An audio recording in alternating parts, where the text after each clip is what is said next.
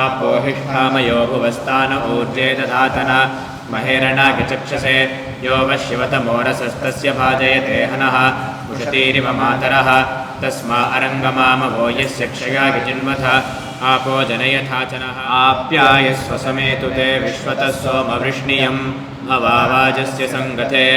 आप्यायस्व मदिन्तमसोम विश्वाभिरूतिभिः भवानः सप्रथस्तमः सन्ते पयागुंसि समुयन्तु वाजा संवृष्णियान्यभिमातिशाः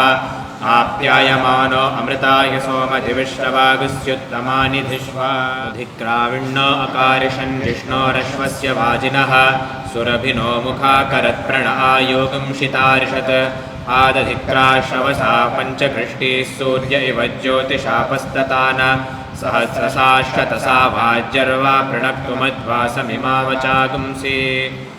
शुक्रमसि ज्योतिरसि तेजोऽसि देवो वः सवितोऽत्पुनात्वच्छिद्रेण पवित्रेण वसो सूर्यस्य रश्मिभिः मधुवातारितायते मधुक्षरन्ति सिन्धवः माध्वीर्नः सन्त्वोषधीः मधुनक्तमुतोषसि मधुमत्पार्थिवगुं रजः मधुद्यौरस्तु नः पिता मधुमान्नो वनस्पतिर्मधुमागुम् अस्तु सूर्यः माध्वीर्गावो भवन्तु नः तानः शिवाः शर्कराः सन्तु सर्वाः अग्नेरेतश्चन्द्रगुं हिरण्यम् अद्भ्यः सम्भूतममृतं प्रजासु तत्संभरन्नुत्तरतो निधाय अतिप्रयच्छन्दुरितिन्तरेयम् स्वादुः पवस्व दिव्याय जन्मने स्वादुरिन्द्राय सुहवीतु नाम्ने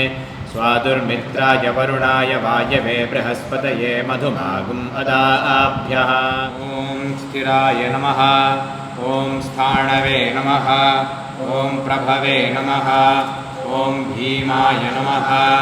ॐ प्रवराय नमः ॐ नन्दिने नमः ॐ नन्दनाय नमः ॐ नन्दिवर्धनाय नमः ॐ भगहारिणे नमः ॐ दिहन्त्रे नमः ॐ कालाय नमः ॐ ब्रह्मणे नमः भक्तानां परमायैकदये नमः ॐ विमुक्ताय नमः ॐ मुक्ततेजसे नमः ॐ श्रीमते नमः ॐ श्रीवर्धनाय नमः ॐ जगते नमः शिवाय नमः ॐ महेश्वराय नमः ॐ शम्भवे नमः ॐ पिनाकिने नमः ॐ शशिशेखराय नमः सहस्रपदे नमः ॐ अपवर्गप्रदाय नमः ॐ अनन्ताय नमः ॐ तारकाय नमः ॐ परमेश्वराय नमः